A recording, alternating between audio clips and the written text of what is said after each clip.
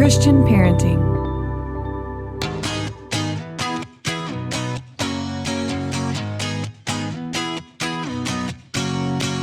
I'm Julie Lyles-Carr. You're listening to the All Mom Does podcast, part of the Christian Parenting Podcast Network. Today on the All Mom Does podcast, I'm your host, Julie Lyles-Carr, and Stephen Curtis Chapman is in the house, the virtual house, the Zoom house. Stephen, thanks so much for being with me today. You are very welcome. Good to be here in the virtual house with you. Well, I mean, what a joy. And I got to tell you, I've been with you for a long time, my friend. Like I'm talking back Great Adventure, like even pre that. Whoa, you're talking mullet years now. You're going mullet back years. to mullet years. Yes. And you wore it magnificently. I bet. I really am a firm believer that you go big or go home. So if I'm going to go mullet, I went big, very big. You made it count. Yeah. You made it count. I mean, the party in the back was quite the party, and the business up front, there was business going on up front. So it had the whole thing going on. Well, and what I understand, Stephen, is that now we see a rise of the mullet again. So in many ways, you're going to be able to claim that you were ahead of your time and, yes. and then you were a trendsetter. And yes. now if you wanted to go for it, you could. Yeah. And I've made a vow and a promise to myself that no matter how cool and much in style it may come back into or back into vogue or whatever, I am there's no way, there's not enough money in the world to convince me to go mullet ever again. So I'm going to leave that in my past and let the youngins have it now. I do think there is value in the sacred mullet vow. I think that's good. Mine is the perm, the 80s perm. Yes. I have a similar vow that I carry within my heart. So I feel you. I really understand. I think it's wise. Yes. Well, so many of us have just loved you, so appreciate your music, the craft that you bring to all of us and what it has meant through the years. And you've got, just racks and racks of awards and all kinds of notable things based on what you have shown as a body of work for so long and your faithfulness in doing so. But I want to go all the way back. Yes. I want to hear where you started life. And when you began to realize that music was going to be part of your life, because, I encounter those people that knew from a young age that this is what they were designed to do. And I meet people that stumbled into something. So take me back to your origins. And then when music really began to awaken in you, like, I think this is my heartbeat. Yeah. Well, music is my earliest memories of life. In fact, I put it in a song. My most recent album was a bluegrass record, which growing up in Kentucky and loving bluegrass music as a boy, and hearing my dad play folk and bluegrass music with his friends. And he was in a group, and the sound of a banjo, the sound of upright bass, the sound of a, flat top guitar. Those are just the sounds, and the tight harmonies are the sounds that I grew up with, and the earliest memories I have literally are of music, and particularly folk and bluegrass music. I say in my song, "Where the Bluegrass Grows," the first thing I remember as a little barefoot boy was the sound of my dad's Martin guitar and a banjo. And that's true. So I loved music from the very beginning. I loved watching my dad play music as a little boy, being inspired by that, wanting to be like my dad. Got my first guitar when I was about 6 years old.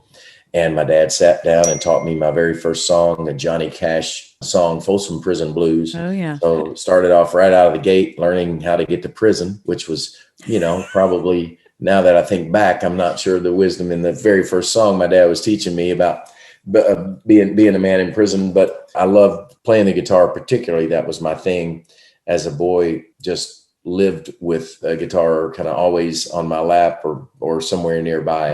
I started writing songs in probably junior high school. My brother, I have one sibling, an older brother, who's an incredible singer, and he was really the voice growing up. We sang together. We started singing together as a family in church. Then my brother and I formed a little duo and played all around Western Kentucky, Paducah, Kentucky, where I grew up. And he went off to college, and that's really when I had to kind of find my voice, because he was the singer. I was not. But I think songwriting was how I began to kind of find my voice, because he had this kind of make you stop and listen kind of a voice. I had a very kind of soft and a little more timid approach to singing. But when I began to write songs, that's kind of how I found a little bit of myself. And that carried on into college. We went to college together, and some songs that I had written in high school found their way into the hands of none other than Bill Gaither, Okay. who took an interest in me as a songwriter in my music and gave me my first publishing deal. My brother and I would end up, as a little roundabout way, I would end up in Anderson, Indiana, at Anderson College, where Bill and Gloria had started a little music program, Bill and Gloria Gaither. And so I did not go to college as a music major because my father, who owns a music store in Kentucky in Paducah, Chapman Music, still teaches guitar lessons every day, 81 years old, and Amazing. still there doing loving music and passing that love on to his students. But my dad said, you should go get a real job. Music's hard. It's hard to feed a family playing a guitar. Go get a real job. So I started out as majoring as a pre-med major for one very long, painful semester in college, and realized I was not going to make it in that.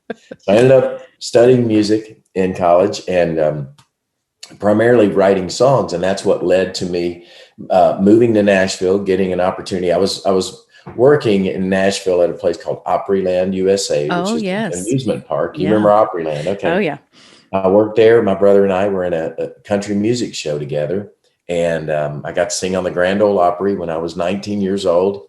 So, had some opportunities then. And those were probably leaning more towards a direction of maybe doing country music or something like that. But I just, what was in my heart, what I remember having a conversation with my dad and just saying, Dad, I feel like, if I can, I want to write and sing songs that talk about the things that are most important in my life. And that's my faith and my relationship with Jesus. And I'd love to be able to share that with people and encourage people. And so I had an opportunity in 1987 to make an album. Sparrow Records signed me to a record deal.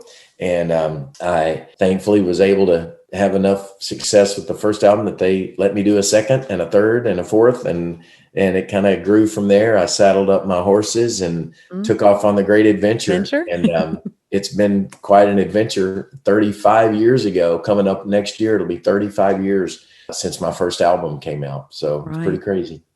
Well, and to me, I feel like you were part of a genesis of a music genre within the Christian message that was really new. I feel like there had been gospel, and I think the Gaithers had done some things that were really groundbreaking. And of course, there were some of these bands that were coming out in the early 80s that were kind of a hard rock alternative. Right. And then Amy Grant came along and things started to open up a little bit. But for me, I feel like within the annals of your work are those early days where we began to see contemporary Christian music begin to take hold and become a real thing. Yeah. What was that like, trying to explain to people what was in your heart and what you wanted to do when the genre in and of itself was not really well formed or well understood, or, well, where was this going to be played and who was going to come listen to this? We had church. Why do we need, pop singers, if you will, when it came to the Christian genre? Yeah. Well, I think the good news was I didn't really know what I didn't know. And I didn't know that there wasn't necessarily a big place yet for singer-songwriters, we'll call it kind of singer-songwriter, storyteller artists in the gospel music, Christian music genre. Because when I did come on as a songwriter and got my opportunities, my foot in the door, writing songs for Sandy Patty, I wrote a song that she recorded. Wrote a song for my first cut was by the Imperials, a group called the Imperials. It was originally kind of Southern gospel and then swung a little more into a pop sound. So my opportunities started out as a songwriter, but I was very influenced by the singer-songwriters. I was a big James Taylor, John Denver, Jim Croce fan, those kind of guys. And there was a guy named Dallas Holm who was very much probably the greatest influence on me as far as a early Christian music singer-songwriter who wrote very conversational songs where you sort of felt like he was just, he kind of was opening his sort of journal and just singing to you, here's what's going on in my heart. Here's my journey. Here's my life. And he was a great singer, but he didn't hit the high notes. It wasn't built around where with the great singers, the Sandy Pattys, Steve Green, Larno Harris's of my early days of my career, I thought, I don't have that kind of voice. In fact, my first producer, wonderful friend, man, Greg Nelson, who produced Steve Green and Larnell Harris and Sandy Patty, sat with me and even said, you don't really have one of those kind of remarkable voices. And it wasn't an offensive thing. It was like, it's a conversational kind of voice, like the guys that influenced me, the James Taylors or whatever, but there's something that only those guys can communicate in a way that maybe, the other voices can't. So I just embraced that. And that's where I started. And I didn't think a lot about the fact of are people going to know what to do with this? I just kind of offered what I had. And thankfully, I think the timing of everything was such that people were ready for that. Certainly not that I was the first to come along doing that. Like I mentioned, Dallas Holm, there was Wayne Watson. Even the Keith Greens and, Randy Stonehill. And, there were artists certainly that were kind of telling stories, singer-songwriters, but the timing of everything just was such that people were ready to kind of make room for that in a bigger way, maybe in our genre of gospel music. And I was able to kind of help lead the way for some that would come along with me and behind me. And I think just the timing of all of that kind of was something that God was orchestrating. I didn't really necessarily know even to ask those questions. Thankfully, the record company, Sparrow Records, believed in that, believed that there was a spot for it. Christian radio, I found a great home there, a great support there, which was new because at that point, Christian radio, for the most part, was there to support artists who already had a pretty significant audience. Christian radio wasn't known to break artists necessarily as much as they were there to support already established known voices. But I kind of came along at a time where they said, well, nobody knows who this guy is, but we kind of like this sound and it's not really like anything we have. Let's give it a spin. And people responded. And so that opened the door for me to embrace it, do what I'm doing. I love the notion of the fact that you had the wisdom to not be offended in that space and to realize that that could be your lane and how to be engaged in something authentically. We're living in a time now, particularly with the proliferation of social media and those kind of things, where I find a lot of creators, whatever it is that is their medium, they're looking for formulas. They're trying to find, and we do it in everything from marriage to parenting to the art we create to the different things that we're engaged in, thinking we have to find the exact formula to make it happen. Right. I love that you got to have the experience of embracing who you were, of having someone on your side who was willing to say, hey, this is where I think you're powerful, and not trying to, in a weird way, compete in a lane that wasn't your lane. One of the earliest times I got to see you was in the Young Messiah tour. And so it's fascinating to me to hear you talk about, well, I didn't feel like I was a voice like Sandy Patty or Larnell or Steve Green. Those are all the people you were on tour with, Stephen. I know. Hey, trust me, that tour was an intimidating, that took a lot of, motivating talks, looking in the mirror going, you're smart enough, you're good enough, and people might like you. People love you. Yeah, like you can do this, because it was. I mean, I did a duet with Sandy Patty, which is one of my favorites. Yeah, and beautiful. I was just like, what in the world am I doing a duet with Sandy Patty? But those were things that, again, the opportunities that came, that began to push me and allow me to grow and realize that, hey, maybe I can actually do things that I never had any idea I would be able to do. And that was a huge blessing and what a gift to get to, do those kinds of things and tour with those artists and, be a peer with those artists that I never would have imagined I would be considered a peer of.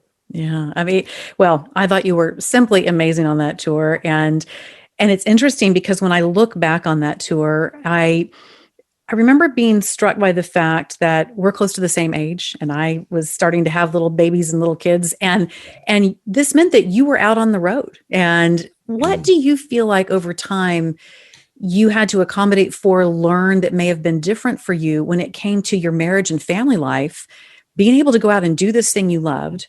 But these multi-city tours, I mean, you can be out on the road every month of the year with only a handful of days at home. And I don't know that sometimes when we go to see artists, we completely understand the impact and the role that touring plays on families. How did you guys navigate that in what was a fresh territory? Because you talked about, yes, your dad was in the music business, but he was home teaching guitar lessons at his music shop. This Right. wasn't having to accommodate for a multi-city tour over 6 months. Yeah. Well, that would definitely be the greatest challenge for what I've done all these years has been to, from the very beginning, realize and recognize and say that, hey, the commitment that I made first and foremost is to my wife, to my family. I mean, I wrote the song "I Will Be Here," which is a song that probably one of my most, if not the most known song of all that I've written. And it's a song of commitment to my wife, and a song that says, whatever happens, whatever comes, I'll be here. Needless to say, that song has been brought up many times by my wife to say, hey, you're not actually here. You wrote the song and said, I'll be here, but you're there and I'm here. And so, you're singing that song, I'll be here, but you're there. How does that work? But I'm like, okay, it's go with me here. The idea is I'm here, I'm here. But that has been both a huge, tremendous challenge, but also I'm so thankful. I mean, I wrote that song as, in a way, a statement to make myself accountable to that. Little did I know it would become quite the anthem in a way that it has for so many marriages, Christian weddings over the years and whatever. And it has been challenged at every turn. I mean, often think, man, if I hadn't written that song, would the enemy of marriage and all things beautiful and that God intended, there is a real enemy, and we do not fight against flesh and blood, but against powers and principalities. And sometimes I think, gosh, writing that song, I kind of put a big target on myself and on our marriage, because, there'd be one of many that would be great to destroy. If there was an enemy that said, I want to destroy one, here's somebody trying to not only honor their marriage, but sing about it, encourage other people, and go very, very broad and very, loud with this message. But because that has been the commitment, that was right out of the gate, something that I just said, however successful or whatever this career ends up being, I cannot have it be at the expense of my family and my marriage. And if I have to choose one over the other, and those who have journeyed with me, pastors, counselors, friends, record executives, managers, booking agents, I think they would all say, we watched Stephen and Mary Beth wrestle with that. We've had many conversations where I've walked in the office and said, guys, I don't know. I feel like I have my hand on the plug in the wall going, I may have to pull this out of the wall. This might be the end. I may have to I don't know if I can do both. And if I can't do both, I know which one I need to do now. That's a lot easier said than done, because you do have a lot of people depending on you. You have record labels, you have all the expectations, you have your own, drive of just, gosh, here's an opportunity. I want to say yes to that. This would be a great thing. This would accomplish the goal. I want to encourage people. If I can encourage millions of people, that's, even better. Even better than if I could encourage 100 people. But that comes at a price. And if I pay that price and my family pays that price, where's that going to lead? And really, it's just been years and years of some amazing friends, pastors, counselors. I mean, we've been very vocal about this. We kind of jokingly say we've probably built wings onto the houses of all the counselors of Nashville area because of the money we've spent frequenting their offices saying, help, we're still trying to figure this out. And we're 36 years in, and we still have standing counselor appointment once a week that, when we can make it, to go, we still are trying to figure out how to love each other well, how to communicate well, better, how to survive this season that we're in. And we've been through a lot of crazy, hard seasons, grief and loss and victory and joy and success and defeat and all of that. Honestly, the very, very bottom line, without just the Sunday school answer, it's just the most true answer I can give, is that the way we have done it is by the grace of God, and only because God's been faithful and he's heard our desperate cries. God, help us, save us, rescue us, give us hope in this season when we don't know what the next step is going to look like. We're going to keep showing up and trusting you. And we've done that, and God has been faithful. And that's about this, as honest as I can be with it. Right. My husband Mike and I have been married almost 32 years, and Wow. I am struck at how much work it still takes. Yes.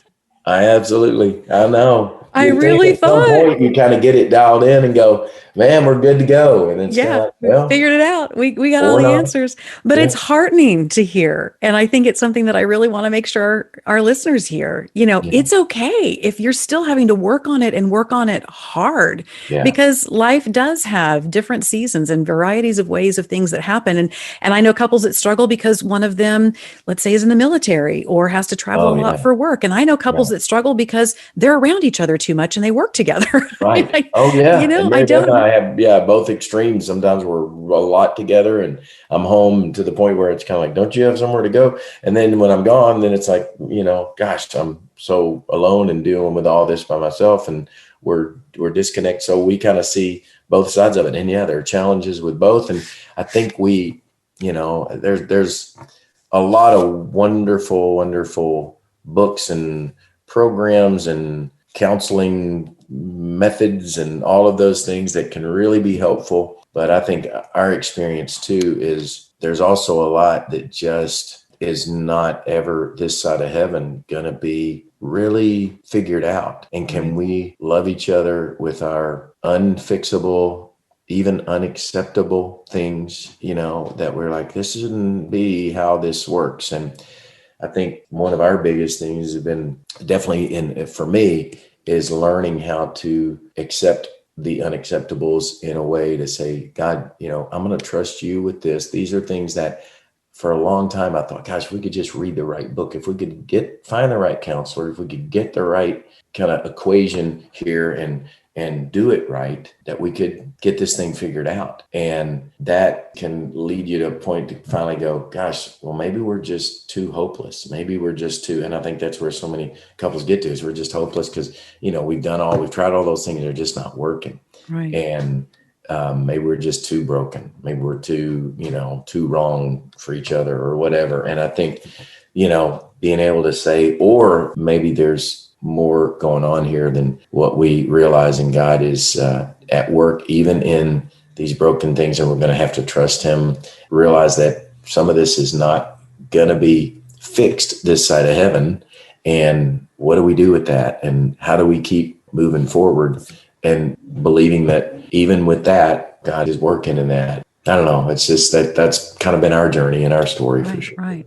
I think it is for a lot of people. And I think because that doesn't get discussed a lot, that, yes, do all the things, utilize all the tools, do the Yeah. counseling. But sometimes we bring an expectation to that modality that this is going to fix everything, plaster over, and it's going to be what we've had in our heads and our hearts this whole time. Yeah. So, what do couples do when they use the tools and do all the Yeah. things and discover they're still married to a flawed human being and they Yeah. themselves are still a flawed human being? Yes. Right. And so the good news is those of us who are a little further down the road can share those things and say, yeah, Yeah. it's hard. It's going to Yeah. be hard. There are going to be times It's you don't hard. like each other. There are going to Yeah. be times that you take all the advice and it doesn't work. And Yeah. that doesn't mean that what you've built needs to be abandoned.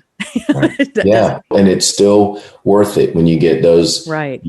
moments, and obviously it's always important to say, if there are many situations, if there's abuse, if there are things that, that need to be addressed Of course. Of with course. professionals and counseling, and that's so important.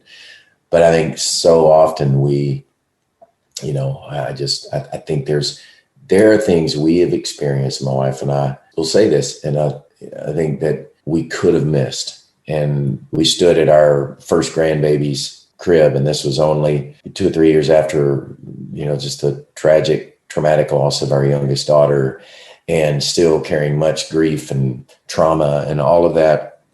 And we stood at her cradle, and I'll just never forget that moment with tears in our eyes. And we were so beat up and so weary, and just grief was just doing such a number on us. But just that moment of standing there at our first grandbaby's cradle with our arms around each other, celebrating her together, and just those moments that we've been able to say it's all worth it, that we get to experience this moment together. We get to celebrate these moments. And, there's just a joy in something that you only know because you've been through all of those hard places and all those valleys and all of that. Beautiful. So you've had probably close to a year of maybe having a lot of time together. Yes. Now you're heading back out on tour. What has that been like, both having this kind of compulsory time off and considering heading back into this schedule that's more robust?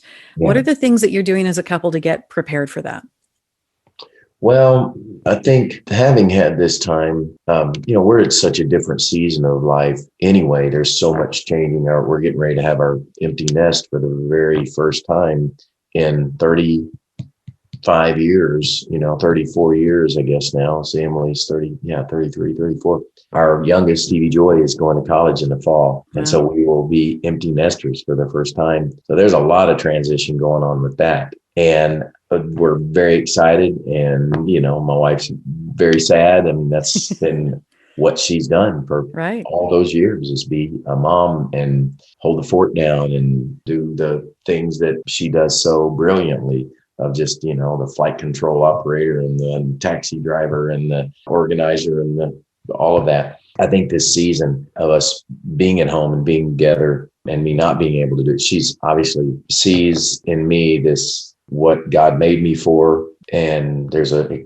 part of her that I think is really excited that you need to go do that, encourage people. And I see the loss of that, the impact of that in your life of just doing what God made you to do. I have been, by design, slowing it down, over the years, knowing that this day is coming, knowing that we spent a lot of days apart and she's going to be alone. I'm trying to convince her, just come with me every time I leave. I'm hopeful that that's what she'll want to do. And she, I think, definitely wants to, but it's kind of a little bit of both, having her come with me and then having me slow down a little bit more to be at home more. And so, I think we're just trying to, I don't really know that we know what to do to really prepare for it, because we've never done it before. So we're just kind of trying to be aware, trying to be, aware of the changes that are coming. We were meeting with some folks today of, possibly building a smaller house, downsizing some things. We have an amazing place that we live, but it's got all the memories of 5, 6 children that have been there over the years. So